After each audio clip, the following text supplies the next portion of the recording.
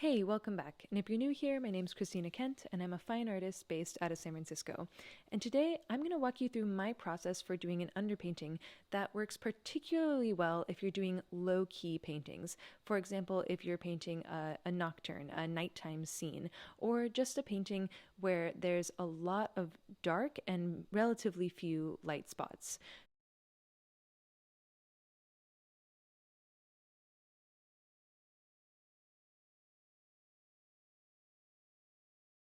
So for this exercise, we're going to need some paper towels. We'll need some sort of solvent. I'm using Gamsol here. And we'll also want some sort of neutral paint. So I'm using raw sienna. But if you have burnt sienna or if you want to use another brown or a gray, that will also work very well. I'm also going to be painting on ampersand gesso board. I find that working on a panel works especially well for this exercise. I would maybe recommend not doing it on paper just because paper can be very absorbent and make some of the techniques difficult. So I would recommend using either panel or canvas for this exercise. So here's the reference that we're going to be painting from. This is based on a photo I took of a super cute corner store in San Francisco at night, and you can see that the bright lights of the corner store are just creating this glow in the darkness. And so this is what we're going to be trying to capture in both the painting and in the underpainting. Now, this also works best on a surface that's pure white. I'm going to be working on one that's already toned, but whether you have a surface that's already toned or it's pure white, the first step that we're going to do is we'll put down a little bit of paint, and then we want to cover the whole canvas with a little bit of that paint. So I've put a little bit of Gamsol on the paper towel just to help spread the paint out a bit, and you can see I'm spreading a thick layer of the paint across the surface of the panel. So you'll notice this is pretty different from my usual style of doing underpaintings. So usually if I'm working on a painting that has more light in it, I will start with either a white panel or a toned panel, and I will start drawing in the darker shapes. But with this technique, we are going to we're trying to put a dark layer over the entire surface. And rather than adding more dark shapes, the idea is that we're going to start removing some of those dark shapes with our paper towel. Once the entire surface is covered with paint, I then get a clean paper towel and I start using that. I look at my reference and I say, okay, where am I seeing the lighter shapes in the reference? And I start using this clean paper towel to mark out those lighter shapes. So I start with shapes that are not the brightest of brightest shapes. I start with the building here, which is only a little bit lighter than that dark background. But here I'm using the paper towel to sort of mass in that shape. So I'm using the paper towel to lift off the excess paint that's on the panel. And I'm not applying too much pressure here, so I'm actually going over the areas with a pretty light hand, just trying to lift off just a little bit of that paint to create that definition between the slightly gray facade of the building and that dark sky in the background. And you can fold the paper towel, you can get slightly different shapes to make some more precise marks if you want to get specific angles. So I like thinking of the paper towel as just a really versatile tool that I can shape to my needs.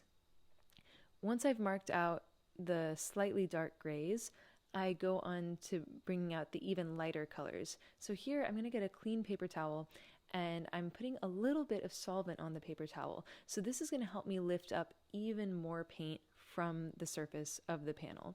And so you can see I go in, I make the paper towel relatively small to get some of those small light shapes in my reference. And I'm using the paper towel and I'm using more pressure too to really try to pull some of that extra paint off of the panel.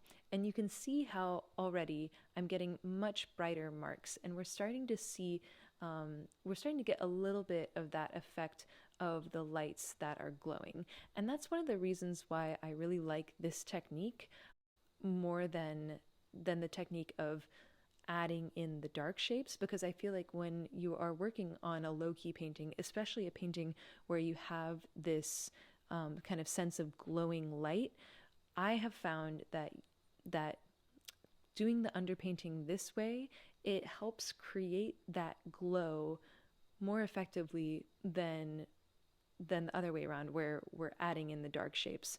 I don't know exactly how to explain it, but I hope that as I kind of continue through this process, you can see that that glow effect will start to emerge. And I think part of it is because the paper towel, as it's lifting the paint off the surface, it's creating these softer edges that's already gives sort of a glow effect that you don't get if you're adding paint with a brush. So through this process, I'm using new paper towels if my paper towel seems to get a little too dark. I'm trying to apply more or less pressure depending on how much paint I want to take away. And I go back and add more solvent to the paper towel if I really want to pick up extra layers of paint. I also fold the paper towel into smaller shapes if I want to get some really precise marks.